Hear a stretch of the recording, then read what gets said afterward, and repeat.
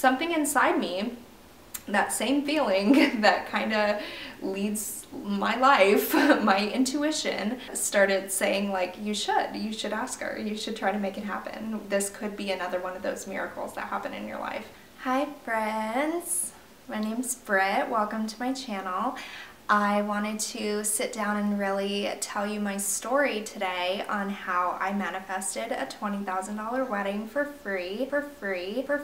Sounds too good to be true. Especially if you've been following my channel for a little while, you know that I love to report on miracles. I love to report on synchronicity and how it occurs in my life. I love to show it to you as often as possible. Yeah, without going into too long of a drawn out intro like I always do, let's hop right into the video. Basically, I'm going to be touching on how my now husband and I set the really big lofty goal of getting married this year, and here we are halfway through April and I've already been married for about a month and a half. So for those of you that are interested in hearing this miraculous story and a massive blessing that happened to me in my life, please keep watching.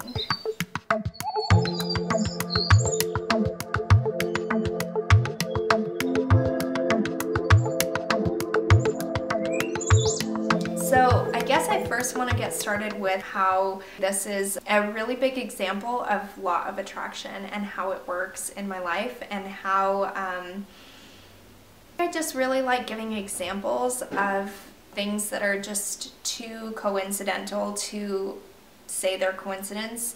I'm someone that really loves discovering and recognizing that there is no coincidence, that everything happens for a reason, and that every seeming disadvantage is actually an opportunity for really blessed change and challenge. And everything is here to teach us lessons in life. And it's all about perception. So the very same thing can happen to one person that they see as a really big disadvantage, and the world is out to get them, and nothing ever happens for them, and everything always sucks, and life is really hard. And for them, that's their truth. That's really what they're going through, and that's really the way that they see life. But in the same vein, you can also perceive that exact same challenge as, this is a really divine opportunity for me to step into a place of greater discomfort and discover something about myself that I probably haven't wanted to receive or see before, and then, you know, take it in a positive aspect and let it start to transform you and rework the way that you think, because this is such a hard thing to talk about, because it's like everything's connected. You always want to just say that, you know, everything is exactly as it should be, but it's really hard to believe that if you're not used to seeing the world that way. And it's really easy to just kind of sit there and pass off people like me as probably being really like willy-nilly or out of touch with reality or this, that, and the other thing. But what I really aim to do with this channel is to slow things down and really look at that place where those judgments come from, because it's really easy to say things really quickly, but when you slow things down is where it actually gets really interesting. If you have the patience and the yearning to learn, then you can really start to ask yourself, where are these feelings coming from? Where are these judgments coming from? Have I been taught to believe this way? Have I always known to live this way? Or is it coming from a place of preconditioned patterning in which I've been made to believe this certain way? And is there a possibility, is there a possibility that someone else outside of myself could be experiencing a reality that's completely unknown to me? I'm gonna reference Pocahontas. But if you walk the footsteps of a stranger, you'll learn things you never knew. It's literally such a beautiful piece of wisdom. You don't know what you don't know. Here's the way law of attraction works. It is the perceptions in which you put out into the world, your reflection of life, the way that you experience things, is a direct reflection of exactly what it is that you receive. So like I was saying, if you are constantly putting out this vibration of, oh, everything is so hard, and you're fearful about things, and you put limiting beliefs on yourself, and you think that life is so hard and everything is really hard to attain, then it's going to be that way. This is where it can become cheap, because it's not like you can also just sit here and say, everything's amazing and I manifest abundance and I'm going to be rained upon with blessings. You can't just say these words and expect for things to happen. This is a lot of what Gabby Bernstein also talks about, and for those of you that don't know a lot of metaphysical authors or spiritual teachers, if I'm kind of your first point of contact for talk like this, I have a spiritual resources YouTube as well. Basically, it's realigning yourself with joy. It's realigning yourself with who you are at the base of your nature.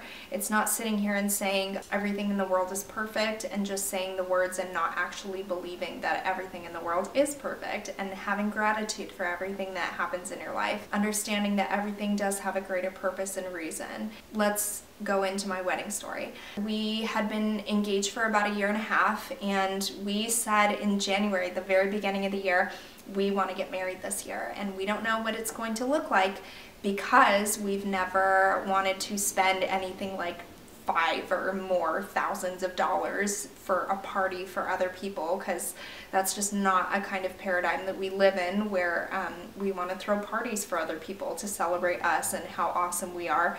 We know how awesome we are, that's why we're together, and we don't resonate with that old idea. I feel like more and more it's getting to be an old idea, especially with this younger generation. They're realizing that you just don't have to do those kinds of things. Unless you want to. If you want to, then that's fine, but neither of us really wanted to do that.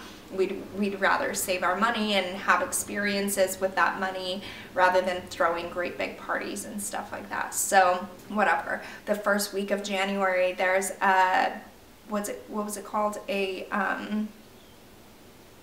sustainable branding workshop. So I go to that workshop, and there's 3 tables to sit at. So here's where the miracles start popping up, okay? And this is another thing. People can either take these as miracles, or they can be like, that's totally random. And if you want to believe that way, then life's probably not going to have very much purpose for you. And you can start seeing things with purpose whenever you're ready. So there's 3 tables to sit at, and I was certainly not going to sit at the first, but then the second was completely filled, and the back one, I just didn't really want to sit there either. So I was like, okay, cool, I'll sit here. Immediately, one of the women saw my engagement ring, and she said, oh my gosh, what's going on with that? Are you engaged? That's so cool. What's your story? Are you planning your wedding? How's that going? And I was like, you know, honestly, and started telling her our whole story, and that we hadn't started planning it because my mom's health is not so well.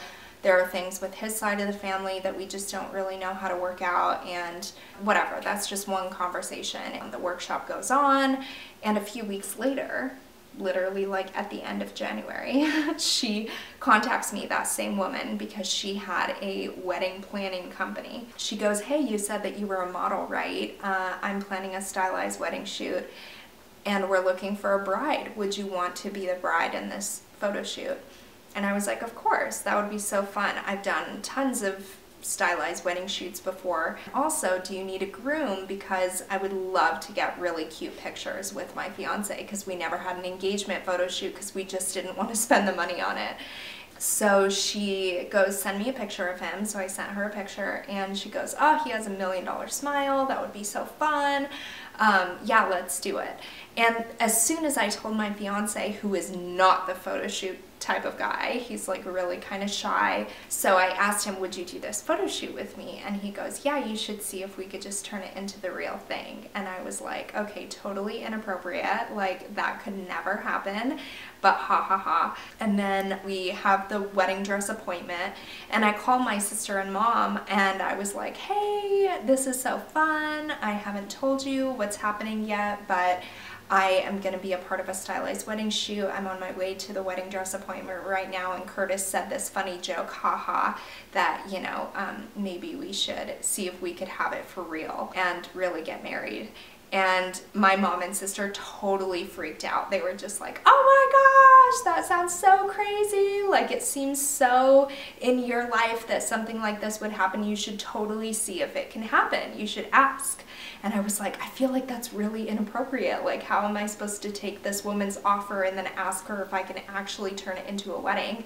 So something inside me, that same feeling that kind of leads my life, my intuition, started saying like, you should ask her, you should try to make it happen. This could be another one of those miracles that happen in your life. Whatever. I get off the phone, I park my car, I walk into the wedding dress appointment, and literally after we say hello to each other and I sit down, before I even say another word, she goes, so I've been thinking, how do you feel about turning this into the real thing? Do you want to get married?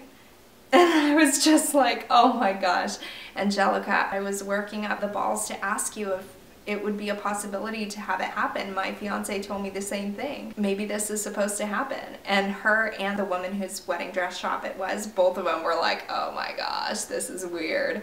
So basically by the end of that appointment, it was like, okay, we're gonna try to turn this into a real wedding. It's cool too, because I had just, like 2 weeks prior to that, I had gone to my girlfriend's ordination ceremony because she was ordained a priestess.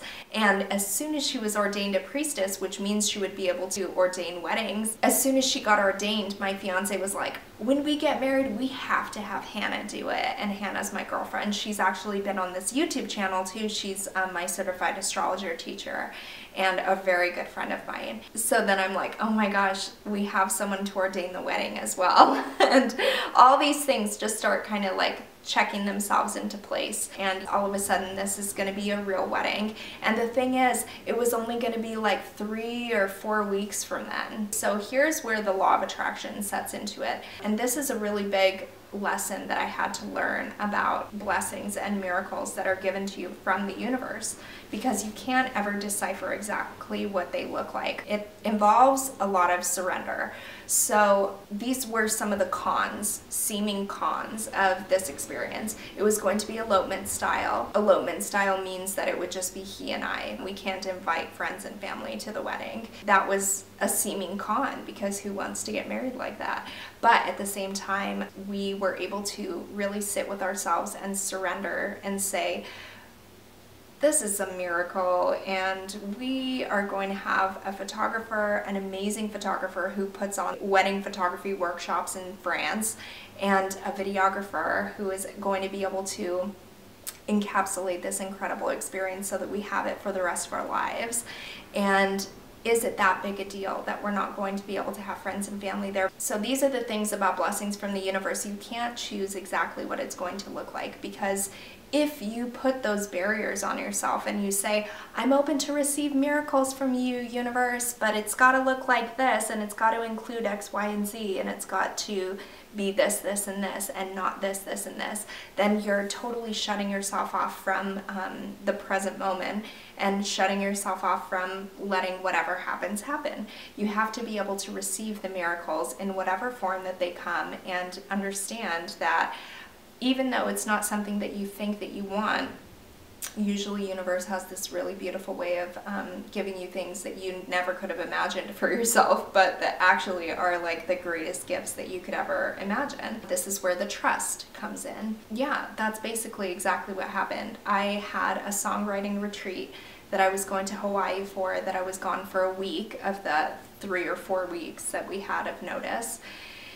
And it was cool because at that retreat in Hawaii, I also came to know a lot of sexual barriers that I had within myself that I started working on. That was a really fascinating thing right before my wedding, which was so cool to dive into.